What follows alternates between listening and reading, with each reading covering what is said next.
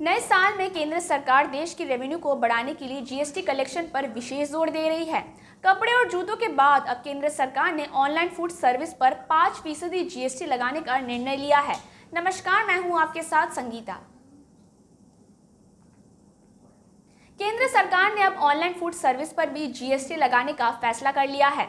सरकार के नए नियम के अनुसार जोमैटो, स्विगी जैसे फूड एग्रीगेटर्स अब सरकार को सीधे तौर पर जीएसटी देंगे। फूड एग्रीगेटर ऐप अब 5% जीएसटी सीधा सरकार को जमा कराएंगे। ऑनलाइन फूड सर्विस पर जीएसटी लगाने पर इसका सीधा असर लोगों की जेब पर नहीं पड़ेगा, क्योंकि ग्राहकों के लिए ऑनलाइन फूड मंगाना महंगा नहीं होगा। जीएसटी काउंसिल ने हाल ही में यह फैसला लिया है कि फूड एग्रीगेटर ऐप पर ऑर्डर हुए खाने पर मिलने वाली जीएसटी का हिस्सा रेस्टोरेंट को नहीं देंगे, बल्कि वे खुद 5% जीएसटी का भुगतान सरकार को कराएंगे। इस टैक्स को ऑर्डर की डिलीवरी के स्थान पर वसूला जाएगा। वही कार्बोनेटेड फूड ड्रिंक्स और जूस पर 28% प्लस 12% जीएसटी लगेगा।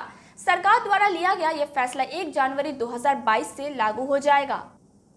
इस खबर के बाद से ही सोशल मीडिया पर कई यूजर्स इस फैसले से परेशान नजर आए हैं। ग्राहकों को इस बात का डर है कि उन्हें नए जीएसटी नियम के तहत डिलीवरी के लिए अधिक भुगतान करना होगा। हालांकि जल्द ये स्पष्ट कर दिया गया है कि इस कदम का अंतिम कस्टमर्स पर कोई प्रभाव नहीं पड़ेगा, क्योंकि कोई नया टैक्स नहीं लगाया गया है। हालांकि लेकिन कई आइटम के टैक्स रेट में बढ़ोतरी की गई है। ग्राहकों से अतिरिक्त टैक्स नहीं वसूला जाएगा और ना ही किसी नई टैक्स की घोषणा की गई है। मान लीजिए आपने किसी ऐप से खाना मंगवाया और उस ऑर्डर पर रेस्टोरेंट आपसे पैसा लेकर टैक्स दे रहे हैं, लेकिन पाया गया है कि कई रेस्टोरेंट अथॉरिटी को टैक्स नहीं दे रहे थे। टैक्स की चोरी को रोकने के लिए खाना ऑर्डर लेने वाले फूड एग्रीगेटर ही कंज्यूमर से टैक्स लेकर अथॉरिटी को देगा, ना कि रेस्टोरेंट को। इस तरह कोई नया टैक्स नहीं लगा है। वही वित्त मंत्री ने कहा कि फूड डिलीवरी ऐप स्विगी व जोमैटो से खाना मंगवाने पर अतिरिक्त टैक्स लगने की कोई बात नहीं है।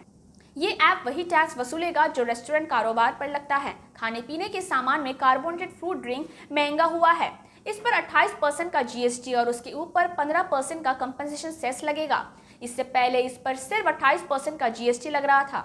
इसके अलावा आइसक्रीम खाना महंगा हो जाएगा, इस पर 18% टैक्स लगेगा।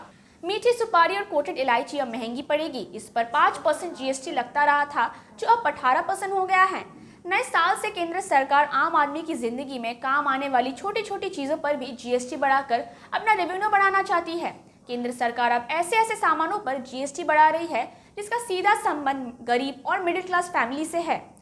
महामारी के इस दौर में जब गरीब और मिडिल क्लास सरकार से महंगाई कम करने की मांग कर रही है, वहीं दूसरी ओर केंद्र सरकार जीएसटी बढ़ाकर क्या साबित करना चाह रही है, ये एक बड़ा सवाल है। फिलहाल के लिए बस इतना ही। मैं लेती हूँ आपसे विदा। नमस्कार।